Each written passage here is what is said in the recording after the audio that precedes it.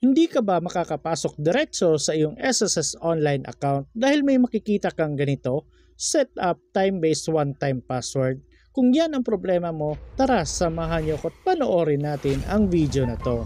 Pero bago yan, sa mga hindi pa nakasubscribe sa akin, kayo na ang bahala. So ayun na nga guys, pagka-login ko sa aking SSS online account, sa homepage bago ako makapasok may makikita akong ganito at set up time-based one-time password. Kaya hindi talaga makakapasok diretso. Kung kayo'y naka-experience din ng ganito, samahan nyo ako.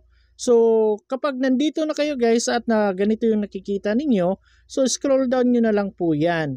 At dito sa baba may makikita po kayong password. So dito kailangan ninyong ilagay yung password ng inyong SSS online account. So ilagay nyo na lang po yung password ninyo dyan. So make sure tama yung password na nilagay ninyo. Kasi kung magkamali kayo ng pagkalagay ng inyong password, 5 times na nagkamali kayo, automatic po na malalock yung account ninyo. At pagkatapos kung nalagay nyo na at na double check nyo na, pwede nyo na po itong i-click ang next. At pagkatapos mapupunta na tayo dito sa step 2. So kung nakikita ninyo may instruction dyan, pero mamaya ko na yan ipapaliwanag sa inyo lahat. So punta muna tayo dito sa pinakamababa. So dito sa baba guys may makikita tayong QR code at secret key. So pwede nyo pong i-screenshot yan para hindi nyo po talaga makalimutan. So ulitin ko guys, i-screenshot nyo po muna itong my QR code. At mas maganda, i-copy nyo rin po itong secret key.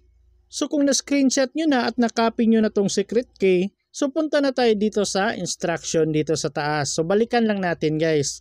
So kung laptop or desktop yung ginagamit ninyo, pwede nyo pong i-click itong authenticator, itong kulay blue na baba ng laptop or desktop. Pero kung iOS device naman yung ginagamit ninyo, ito pong pangalawang Google Authenticator yung i-click ninyo. At kung Android cellphone or mga Play Store yung ginagamit ninyo, itong Google Authenticator na ito, yung pinakamababa, ito yung i-click ninyo. So take note guys, nagbabase sa gadget na ginagamit ninyo. So sa akin, Android na cellphone yung ginagamit ko kaya itong pangatlo yung pinili ko. So depende na yan kung ano yung gadget na ginagamit ninyo ngayon. At pagkatapos napunta ako dito sa Google Authenticator. So i-click lang natin itong install. At kung na-install nyo na, i-click nyo na po itong open. At pagkatapos may makikita kayong ganito, so i-click nyo na lang po itong get started. At may makikita po kayong ganito, continue as. So i-check nyo po yung email address na nakalink dyan. So kagaya sa akin iyan, Dove Tutorial. So yun yung i-click natin, continue as Doves. So dito may dalawang paraan po tayo kung paano makaproceed. So una is yung scan a QR code. So yung QR code na pina-screenshot ko sa inyo kanina, ito po yun. So hindi naman natin yan ma-scan kung isa lang yung cellphone na gagamitin natin. So mas maganda yung pina-screenshot ko sa inyo, isend nyo po yan sa kakilala ninyo or sa relatives ninyo, basta pinagkakatiwalaan ninyo, basta malapit lang sa inyo. Pagkatapos, doon nyo i-scan sa cellphone niya yung QR code na sinend ninyo. Hindi ko lang po maipapakita sa inyo kasi hindi po siya na screen record or ma-screenshot. Kaya hindi ko po maipapakita sa inyo. Basta itong pina-screenshot ko sa inyo, isend nyo muna sa kasama ninyo dyan. Pagkatapos, i-click nyo tong scan a QR code. Pagkatapos yung cellphone na kasama ninyo, i-scan nyo yung QR code na sinend ninyo. Basta guys, pagka-click ninyo nitong scan a QR code, ganito po yung makikita ninyo. So, authenticator would like to access the camera. So, para makascan kayo ng QR code guys, i-click nyo itong allow. Huwag nyo pong i-click ang don't allow kasi hindi kayo makakascan ng QR code niyan kapag don't allow yung i-click ninyo. Dapat yung allow talaga. Pagkatapos dito, i-scan nyo na po yung QR code ninyo. Yung pina-screenshot ko sa inyo kanina at pinapasend ko sa ibang cellphone. So kung na-send nyo na, itapat nyo na lang po yung QR code dito sa camera ng inyong cellphone para ma-scan at mabasa ng Google Authenticator. At kung wala kayong masendan or nahihirapan kayo, pwedeng itong pangalawang step yung gamitin ninyo. Itong enter a setup key. Yung katabi ng QR code, yun yung setup key. Yung code doon, yun yung ilalagay ninyo dito pag click ninyo nitong enter a setup key. So ulitin ko guys, isa lang yung pipiliin ninyo dito. Kung nakascan na kayo ng QR code, automatic na pong makakapasok na kayo. Kung ayaw nyo ng QR code, itong step 2 yung gagamitin ninyo, pwede rin po. Basta once kapag nakapasok na kayo, ganito po yung makikita ninyo. So bali itong blue guys, ito timer to. So make sure na hindi pa naubos to, nagamit nyo na ang code na nandito. So bali ang code na ito guys, ilalagay natin yan sa ating SSS account yung kanina. So balik tayo doon. So nandito na tayo ulit sa ating SSS online account.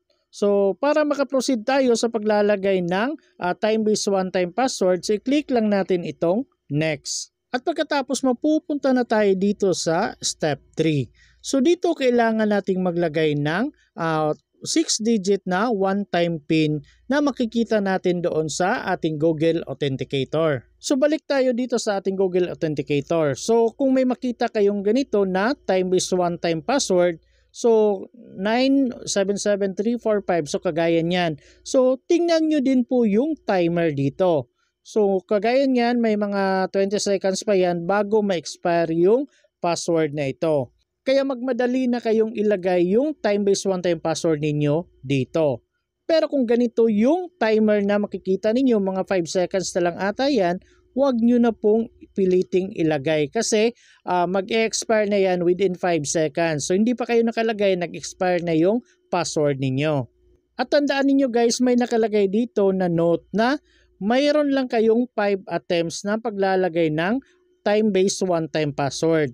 Kung palaging mali yung password na ilalagay ninyo or palaging na-expire na yung password na nilalagay ninyo, automatic pong malalock yung SSS online account ninyo.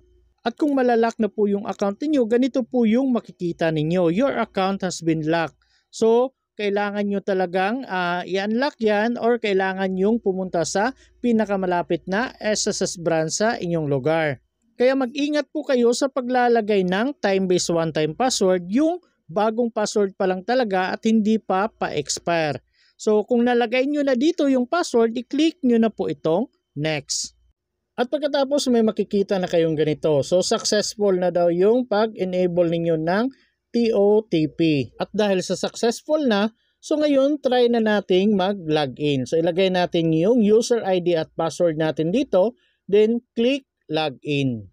So kung nakikita ninyo guys, dalawa na yung pagpipilian ninyo. Yung one-time PIN through SMS at itong bago na time-based one-time password or TOTP. So i-try na natin to, i-click natin tong get PIN. So mapupunta tayo dito sa paglalagay ng TOTP or yung time-based one-time password. So punta tayo sa ating Google Authenticator. Pagkatapos tingnan natin kung ano yung PIN na nandoon. At kung meron ng PIN doon, make sure na kakaumpisa lang ng 30 seconds guys para hindi kayo maabutan na mag-expire ito. At pagkatapos ninyong ilagay, i-click nyo na kaagad ang login. So ganun lang po kadali at makakapasok na kayo ulit sa inyong SSS online account. So kahit wala kayong cellphone number or kahit wala kayong OTP, next time kung maglalagin kayo, yun na pong TOTP or time-based one-time password yung gagamitin ninyo sa pag-login. So may dalawang option na kayo, TOTP or time-based one-time password or yung OTP or yung one-time password.